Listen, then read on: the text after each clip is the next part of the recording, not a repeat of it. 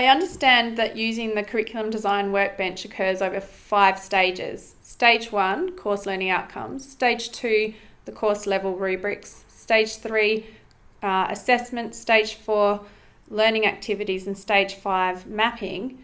Can you please describe for us each of those stages? Yeah, the next stage is when you actually say to the team, again, still around the table, well, what do those course learning outcomes actually look like? And this is where you're bringing in the kind of idea of the assessment rubrics. And assessment rubrics have both criteria and standards to them. But rather than thinking about an assessment rubric for an individual task, what you're doing is you're writing a whole of course rubric based around each of your course learning outcomes. So as a team, you actually decide what you think the criteria are that you're looking for someone to be showing you that course learning outcome. You then start thinking about what the different standards would be at the different stages of the degree. So in a 3-year undergraduate course, you might be writing that these are my criteria, and at first year, by the end of first year, I expect as a minimum for students to be able to do these things. By second year, to be able to do these things, and by third year, these things. You've got this agreed criteria and standards around it. Then when an individual unit gets assigned that course learning outcome, they can go back to that whole of course rubric and say, okay, so I'm doing course learning outcome 1, this is the rubric, I'm operating at a second year stage, so I know that in order for students to pass, they have to be doing these things as a minimum.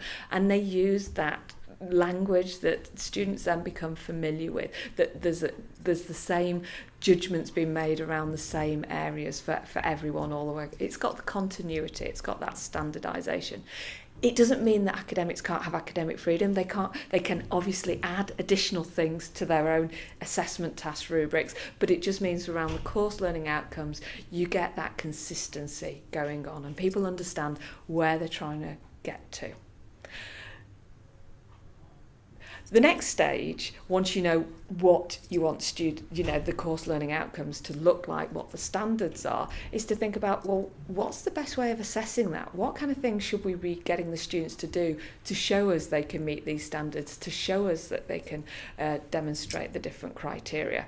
And so we have to start designing assessment. But again, it's a collaborative process. It's not individuals going back and doing it within their individual units. And so it's thinking about, well, what would be an authentic way that a student would be able to show that they're doing these things? What would the expectation be if they were in industry, in the profession? And then tailoring that into an assessment task that can work within the university context. It's really good to brainstorm all those kind of different assessment tasks and then look at how you can build them over time. So an example might be, if you've got a course learning outcome about a student being able to be an effective problem solver, for a first year, you might be just asking them to do quite a simple problem. You might give them all the data. You might just have one stakeholder that they're trying to work with. So they're still doing effective problem solving, but it's in quite a simplistic format. You might then build that by second year by saying, okay, well, let's have multiple stakeholders going on. Let's only give them a portion of the data and they have to do some research inquiry themselves. By third year, we might be hitting a real world problem, a wicked problem. You don't give them any data, that they're having to find the data themselves. There's no real answers, they're just having to look through possible solutions. So you can scaffold that kind of assessment that's very authentic, but is very much targeting the course level learning outcome throughout the whole of the degree. The last stage then is to think about, well, how do we teach our students to be able to do these things? It's no use just setting an assessment and hoping they can do it. We actually need to help develop the skills. So what kind of learning activities do we need to embed throughout the degree programme to help the students develop, to be able to achieve the different assessment tasks that we're setting for them? And then once we've done all that, we've aligned what we want them to do, how we assess it, how we're going to teach them, then we go and say, well, where should this fit within our curriculum? Which units best fit these different assessment tasks and learning activities?